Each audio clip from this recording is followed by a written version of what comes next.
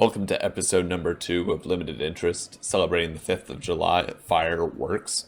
I went to a limited event for the pre-release of M20 Sealed, so I got my 5 packs and I got my pool and I was able to pick my cards.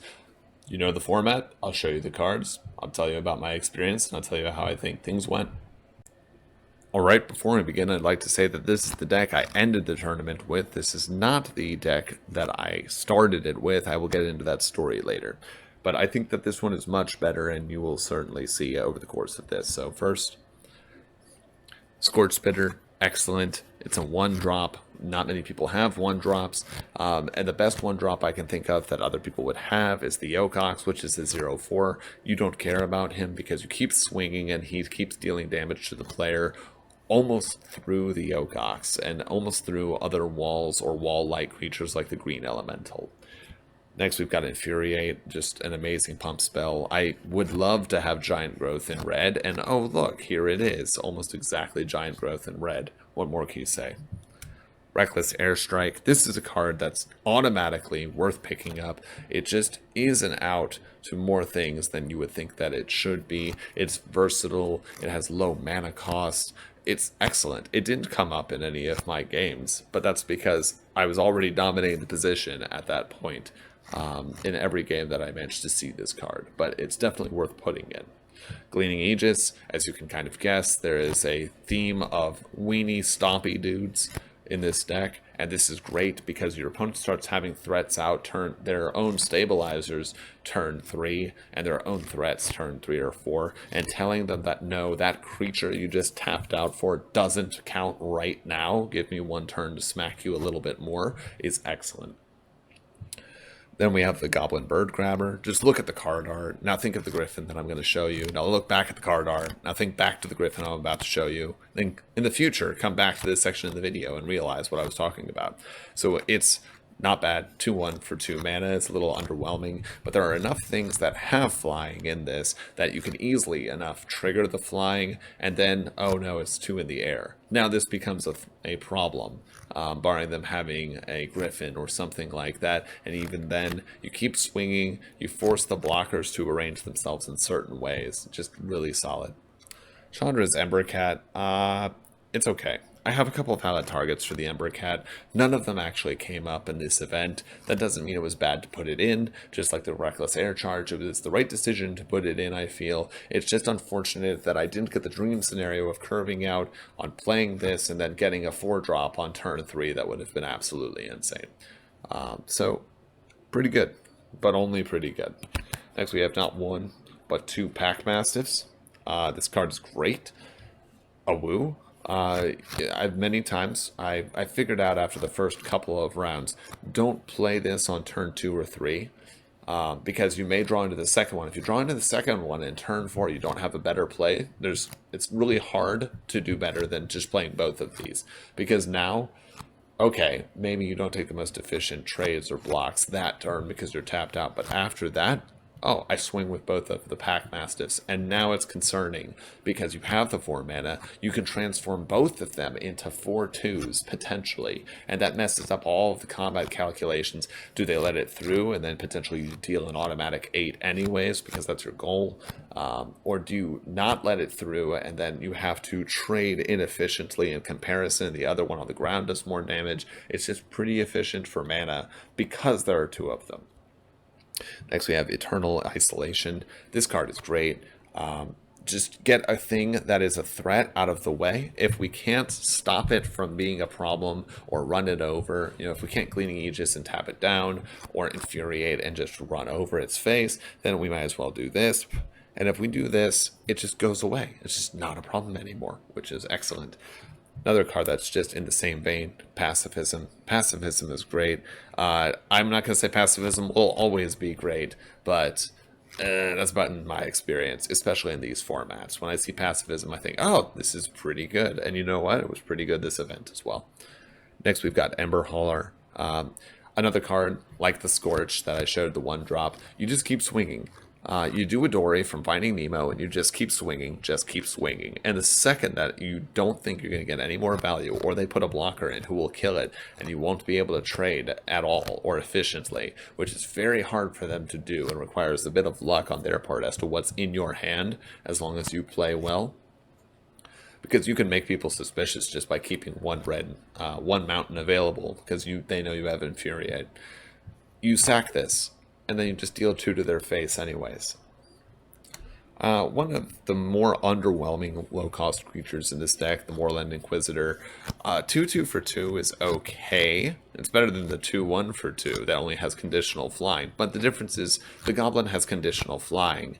This has expensive first strike, and the expensive first strike doesn't get over a lot of things. It doesn't get over the Griffin. It doesn't get over the 1/3 lifelinker. It doesn't get over the Yokox. It doesn't get over the green elemental. It doesn't get over a lot of things. And what ultimately happens is you just, more often than not, play this and, oh, the threat of it being first strike next turn doesn't mean anything because it's not going to kill or even trade with what it's trying to run into anyways.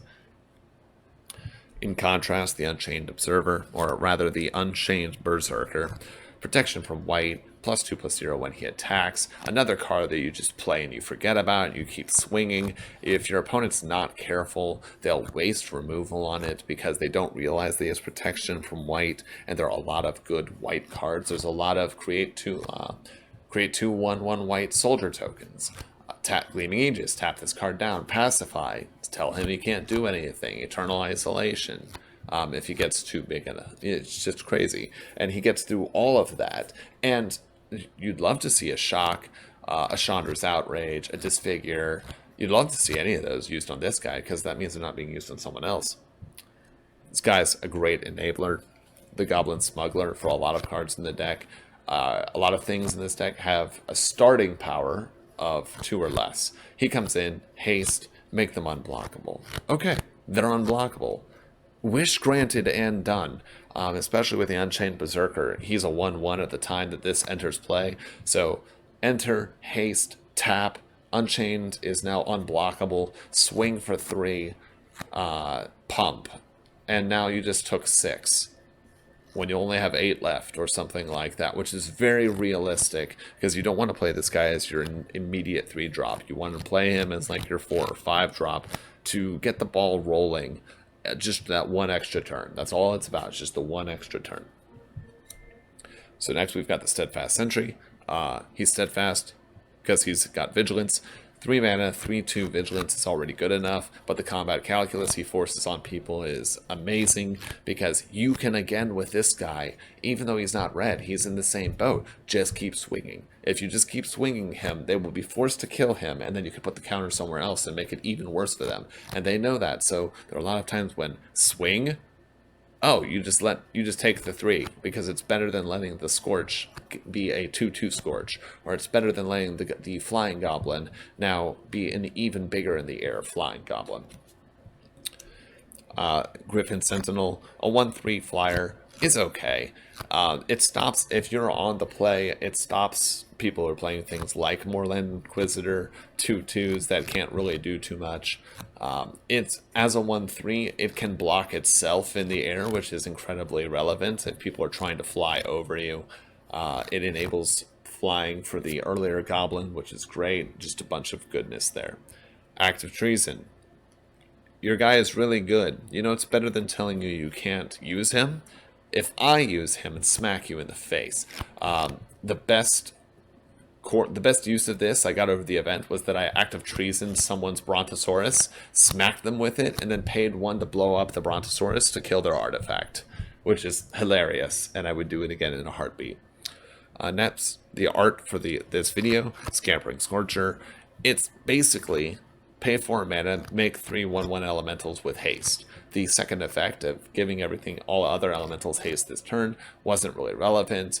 It was just messing up the combat calculus, just making things harder for the opponent, and it really, really is quite good, not for blocking, but for attacking, because every little extra point of damage matters, and the fact that mixed bodies is important for Inspired Charge. This is the blowout, amazing, I owe this card so much card of this deck. All creatures get +2/+1. Making all of those things with the Scamperer actually makes this even better, because now if it's unanswered, there's a total of 3/3/2s now swinging minimum. If nothing else is swinging, and they've taken no other damage, which you know they definitely have. You can use it defensively because you have a bunch of weenie dudes to make things uncomfortable. It's just a great, great blowout card. Next, the Daggersail Aeronaut. He's 3/2 that has fly on your own turn. 3 in the air is great. As a 3/2, it beats out other Griffins, which is great. Because he's a 3/2, he trades with a 3/3s in the air and forces them to block him, which is great. He enables fly, which is great. He's just really good. I actually thought he was worse than he was. I actually ranked this guy below the Moorland Inquisitor when I was putting this together, and over the course of play I realized that that's just not the case. Reduced to Ashes is terrible. It's really not great. 5 mana to do 5 damage is... I'd rather see Active Treason, I'd rather see Pacify, I'd rather see Gleaning Aegis. Anything that's big enough, I'd rather see Eternal Isolation. 5 mana, and it's a sorcery, it's just really bad. There wasn't an appropriate card to take its spot. That's about all I have to say about that. The Pseudo Bomb, Squad Captain. Again, think of the elementals. You're making a bunch of stuff there. Lots of 1/1s. There's a lot of tiny dudes on the field. Your opponent's already getting defensive and thinking about blocking. You're just swinging out constantly. And the worst I've ever gotten with the Squad Captain is play the Squad Captain. It's a 5/5. They're like, wait, what? I can't deal with a 5/5. This is ridiculous. And so you're like, yep, deal with it. Another card that's in the same vein. Fire Elemental. It's 3 red for a 5/4, but it does have good synergy with Chandra's Embercat. I never got that synergy off, but it's entirely possible that I could have. It was the right inclusion, given that that was a possibility. You also consider that it has 5 power. All of your stuff heretofore has had 1, 2, or maybe 3 power. So seeing 5 power automatically changes the calculus again. It doesn't have haste, but it's just, oh no, how do I deal with that? Oh no. And then if you have this and then you have Active Treason or a Pacifier or some other removal, then the next turn is just an excellent turn for you. And the actual bomb that I got is Cavalier of Dawn. It only got me out of one circumstance. I only got to play it once. It only got me out of one circumstance, but it was the only card that could have done it at the time. And he's actually not even... He is an elemental. So there is the Chandra Firecat interaction there, where potentially you could Firecat into, you know, having this a turn earlier. This on turn 4 is actually stupid. That's ridiculous. I never got off, but it could have happened. But 4/6 for Vigilance is okay. The Destruction effect is actually amazing. It's possible I could have blown up one of my planes to give myself a 3/3 to swing even harder, but didn't happen. It's just a possibility. Alright, so with all that said, now onto the lands. 1 Evolving Wilds, because, yes, 6 planes, and especially this one. Look at that. Oh, yeah. That's a good looking planes. And then 3, 6, 9 mountains.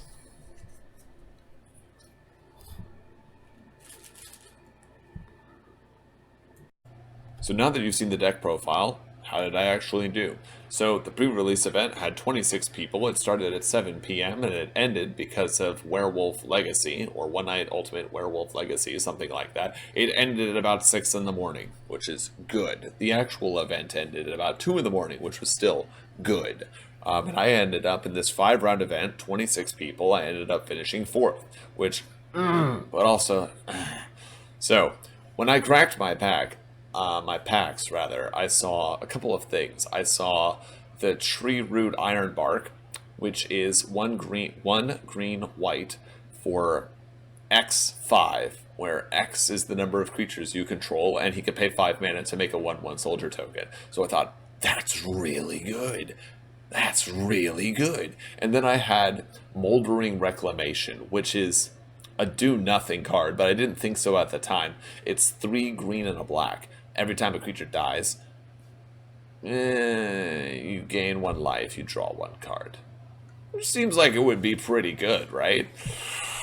Yeah, but I didn't have the stuff to actually make it good. So, my blue was terrible. I think I had an Unsummon and the Aven.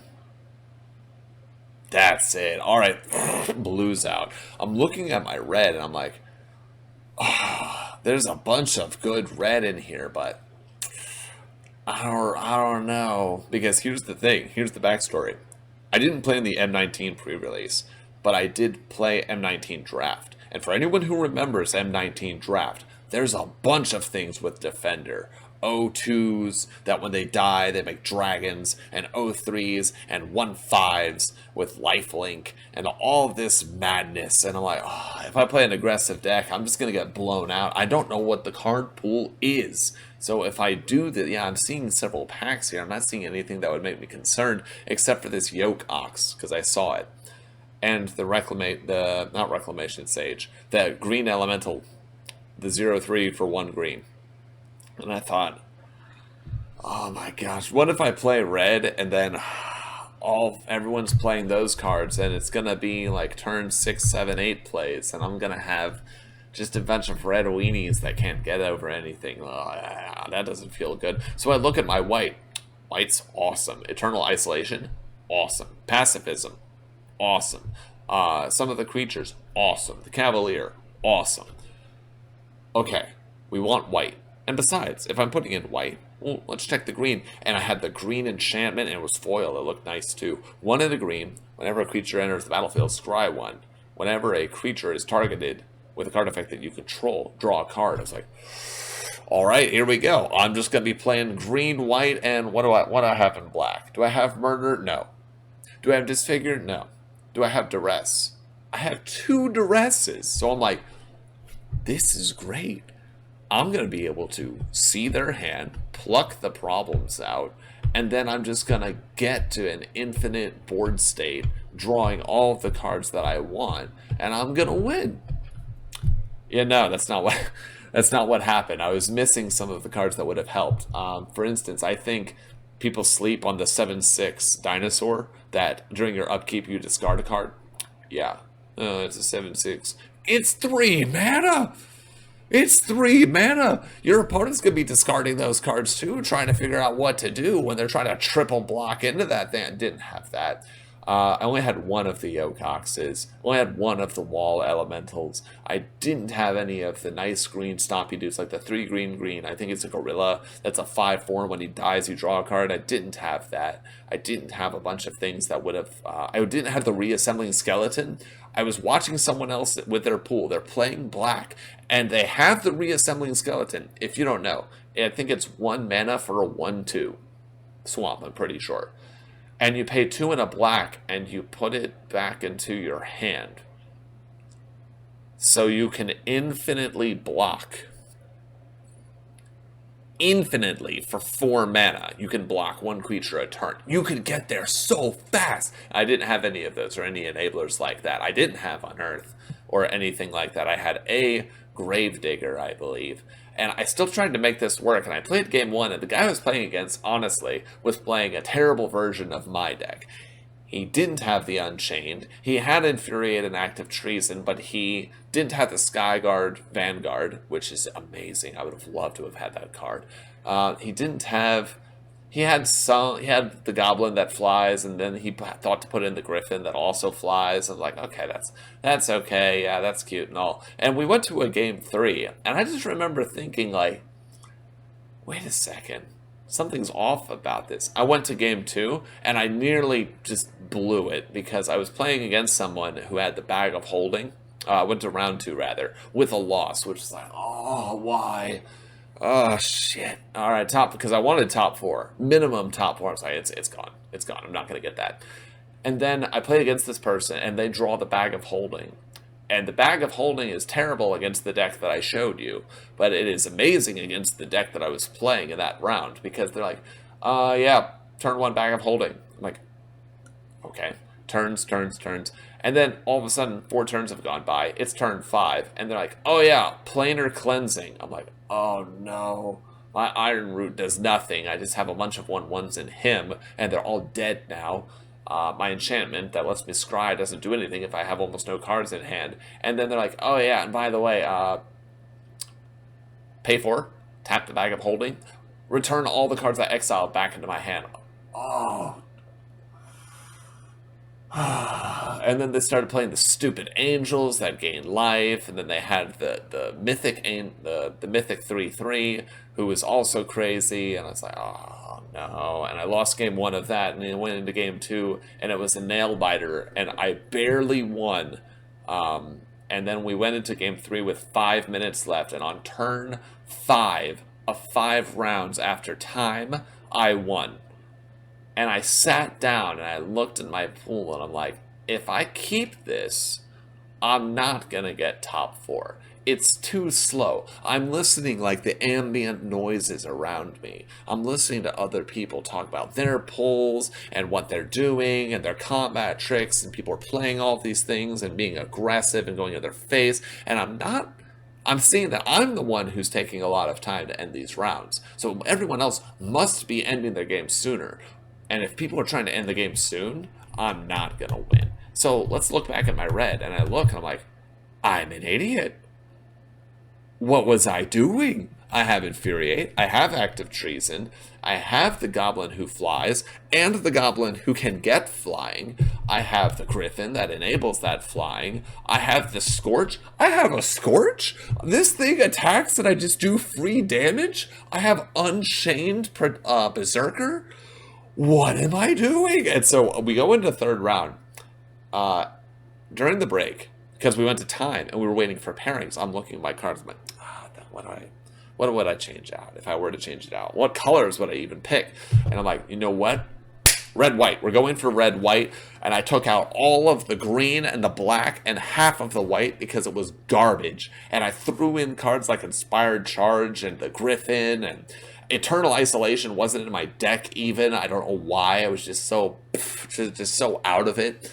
And then my opponent for round 3 helps me sleeve all of the lands. And I go into round 3. And it was like I had been bestowed wins. The game 3, I just played the Scorch. And the Scorch got 6 damage in before it died? No, it got 7. Okay, so Scorch. And I think it was Ember Hauler. And then it was the 2/1 flyer and Gleaming Aegis on the Scorch. Tap your guy, swing for 2. So this thing has done 1 in a ping, 1 in a ping, so that's 4 damage, and then it does 2 in a ping. It's done 7 damage, and now it's a 2/4.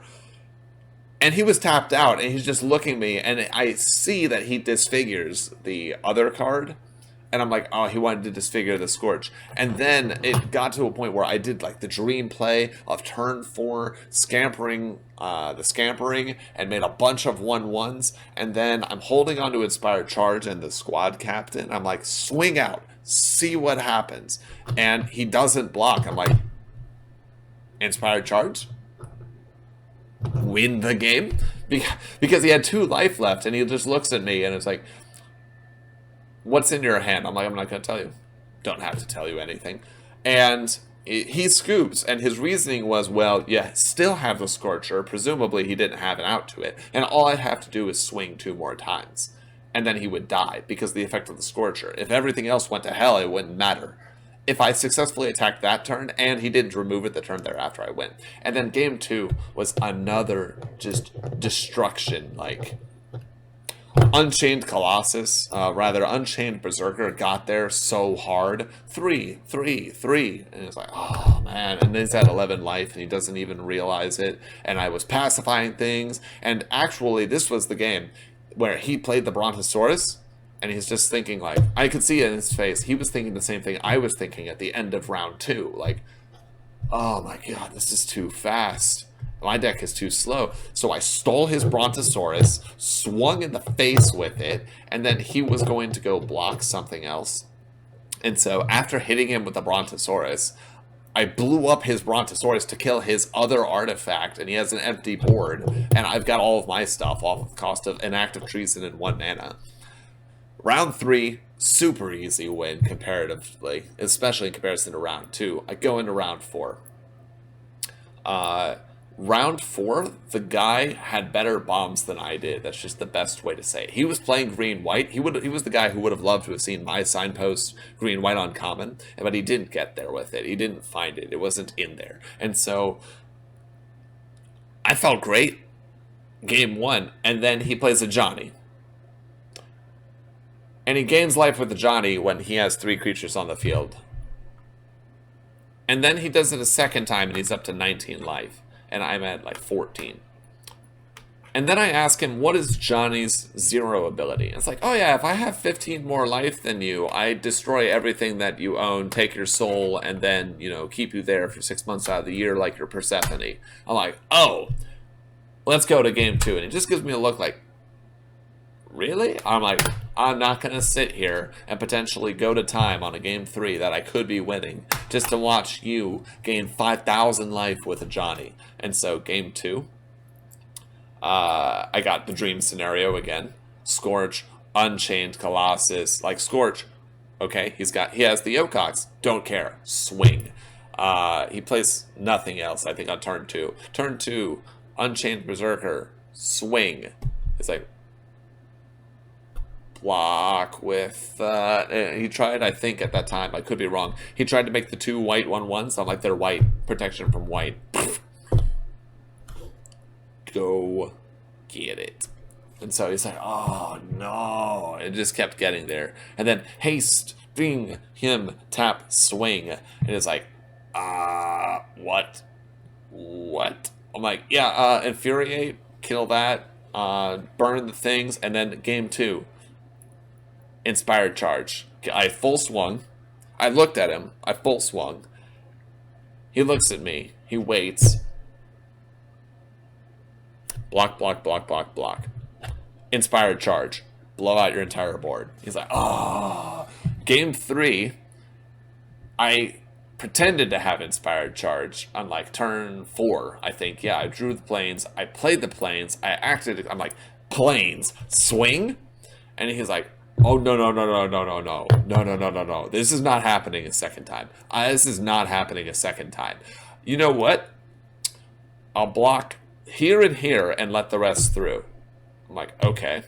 And then I drew the inspired charge. So next turn, I'm like, swing. And he's like, wait a second. You don't actually have it, do you? Block, block, block, block, block, block, block. Kill all of that. Inspired charge. And the look on his face is just like, why? Why? What did I do wrong to be in this scenario? And I was like, you know what? I don't know, but I know that I won.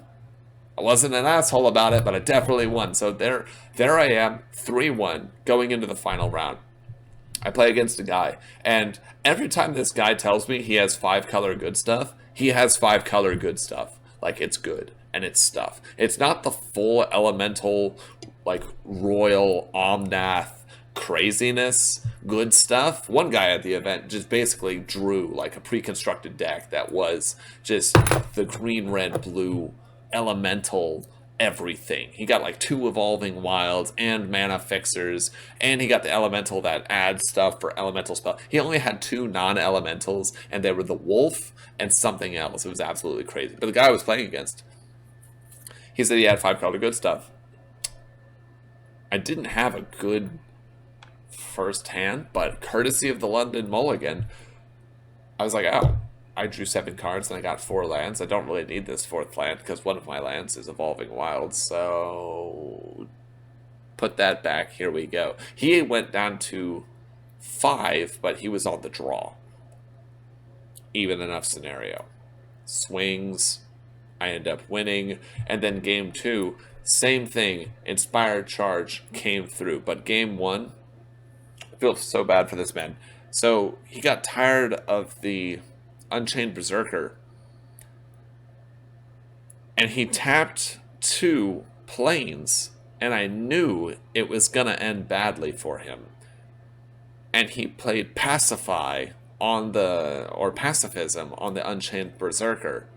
I was like, no. I feel so bad for you. I mean, I'm excited because that's a mistake that I'm going to capitalize on and go on to win the game. It's just going to be really, really solid for me. You're going to take another 3 damage minimum you weren't expecting. One of your outs has been outed, as you would. I know it's in your hand, so I can play around it. All of this stuff is really, really, really good for me, but I do feel bad for you. Like, that is unfortunate as a scenario for it to have happened to you that way. But yeah, and then I finished that game and I won basically off of that error. And then game 2 just got the full inspired charge, like turn 4 swing. He did have the scary hammer where you pay for 1 and then equip for 8. And he was just trying to get there because he had his 1/3 lifelinker left. And if he, oh my god, if he had equipped the lifelinker and made it an 11-13, I don't know what I would have done. It would have been so bad because, yeah, lifelink isn't crazy until it's on an 11-13. Then it's crazy. But I drew the Cavalier and I blew it up and I gave him a Golem and I was like, you know what? Death to that thing. Here's a Golem. You're going to have all the 3/3s you want. I don't care. And then I active Treason his Golem the next turn and I swing and then that's the end of game 1. And then game 2, just another classic scenario of block, block, block, block, block. Inspired charge. So, very happy with that. I honestly thought I was going to get 5th because I had lost my first round and the person that I lost to didn't have a good record. I think he ended up going like 2-3. I was like, oh no, my strength of opponent is terrible. But I lost against him 1-2. And then I won my second round 2-1, and through the rest of the tournament, as soon as I had changed my deck, went 2-0 the entire time. And so, or it would, no, that's not true. 1 second.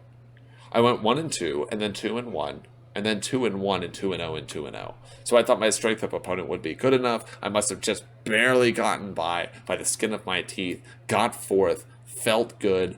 I think I don't know if I could have won if I had done this from the start of the event. Some people got really insane pulls, and there were some mistakes that I made in playing, and part of the mistake that I made in playing was making the wrong deck with the materials that I had, which you can't blame anyone else for. That is kind of my fault, but I felt like I did well enough considering all of those things, and I'll definitely take a more serious look at Red in the future when I'm playing and not just dismiss it because of some irrational fear I have from a set that this is not.